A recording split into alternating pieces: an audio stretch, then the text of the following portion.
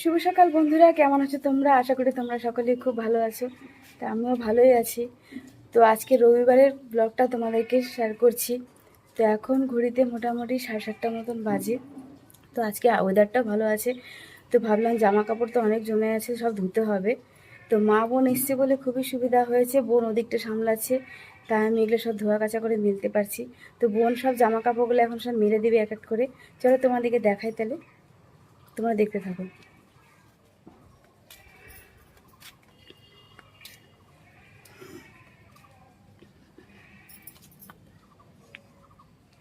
এদিকে দেখো বোন কিন্তু সব জামা কাপড়গুলো সব মেলছে। আর দেখো আকাশে কিন্তু ভালো ওয়েদার আজকে, আর প্রচণ্ড পরিমাণে রোদটা উঠেছে।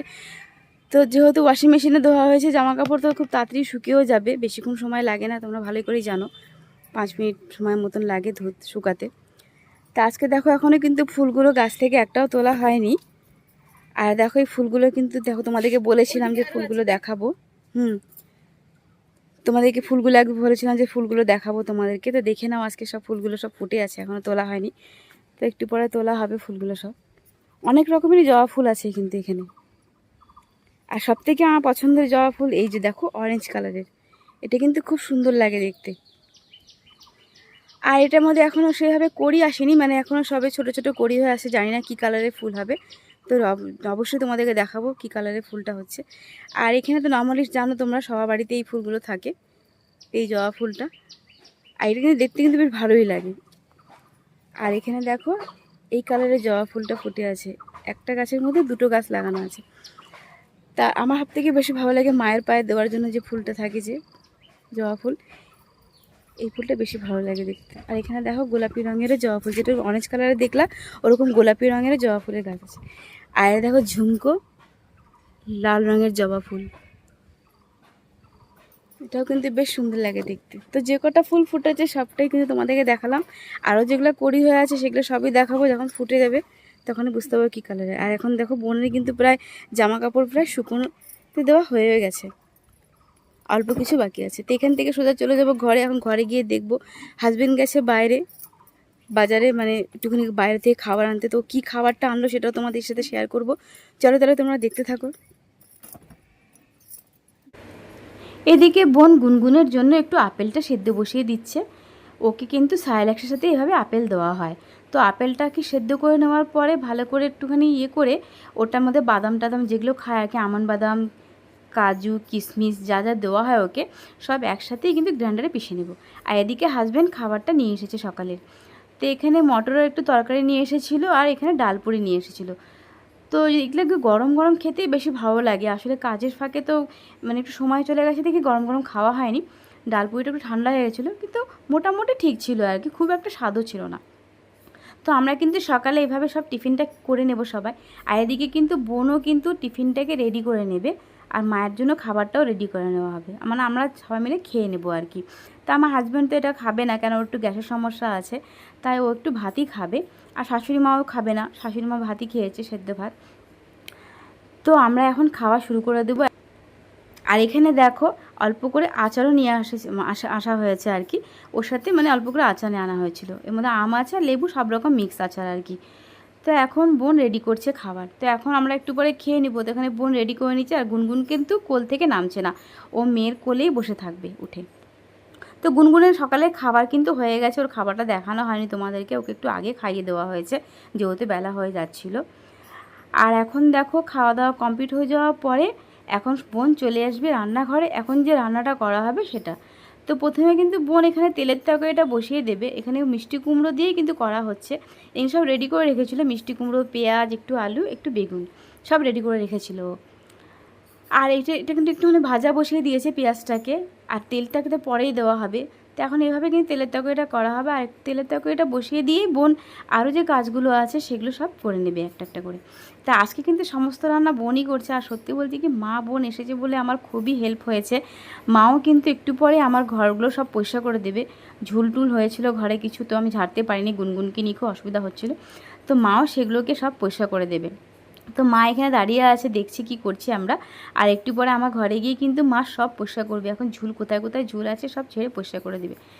তাই বলছি যে আজকে ওরা যদি না আসতো তো আমার খুবই কষ্ট হতো, আর মা বোন ছাড়া তো আমার সত্যি চলে না একদম। আর গুনগুন তো ওর মেয়েকে পেলে তো আমাকে ভুলে যায়, আমাকে আর দরকারই পড়ে না ওর।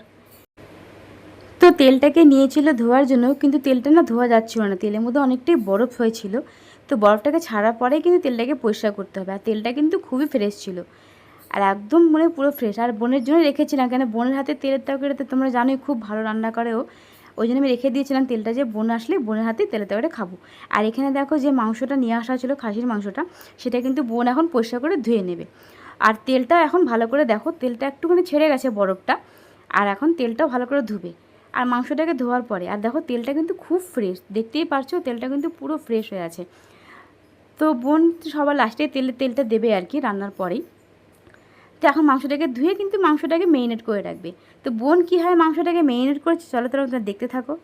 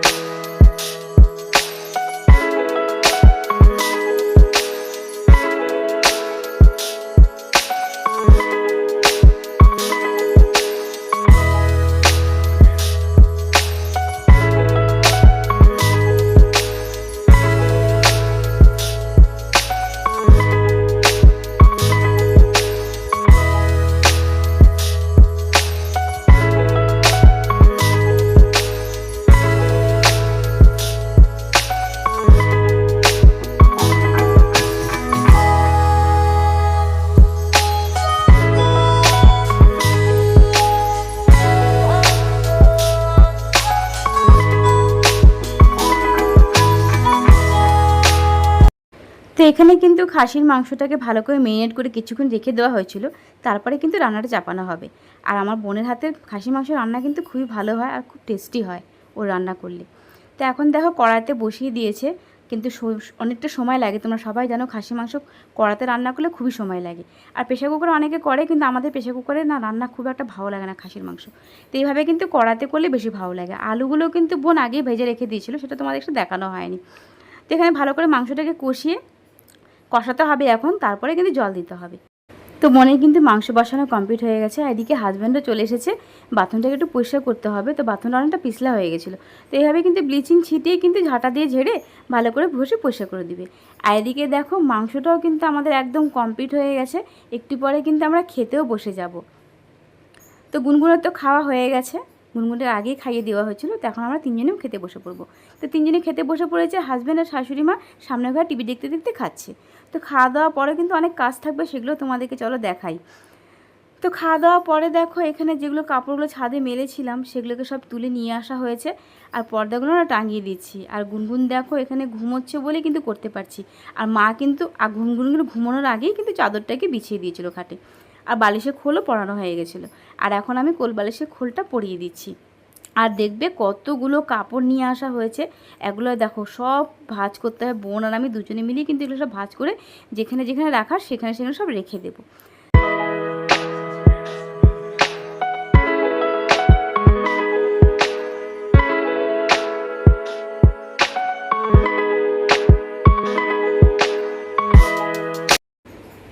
তো দেখো আমাদের রাতের ডিনারটা দেখে নাও তোমরা। রাতে কিন্তু বাইরে থেকে খাবার আনানো হয়েছিল, আমার হাজব্যান্ড আমার বোন দুজনে মিলিয়ে গেছিলো ভুক্কা রেস্টুরেন্টে, ওখান থেকে কিন্তু খাবারটা আনা হয়েছে। আর এখানে রান্না হয়েছে বাটার নান, বাটার পনির, আর যে বড়াটা আমি রেখেছিলাম বলেছিলাম তোমাদেরকে, রেখে দিয়েছি অল্প করে ডালের মাছের ডিমের বড়া, তো ওইটাই কিন্তু একটু ভেজে নিয়েছিলাম। আর সাথে তো দেখতেই পাচ্ছ খাসির মাংস রাখাই আছে। তো এইভাবেই কিন্তু রাতের ডিনারটা আমরা সেরে নেব। আর সব কিছু মিলিয়ে তোমাদের ভিডিওটা কেমন লাগলো অবশ্যই কিন্তু আমাকে একটা লাইক কমেন্ট করে জানাবে। আর যারা আমার নতুন যে চ্যানেলটি, আমার চ্যানেলটিকে সাবস্ক্রাইব করে আমার পাশে থেকো। আবার কোনো নতুন ভিডিও নিয়ে খুব তাড়াতাড়ি তোমাদের কাছে চলে আসবো।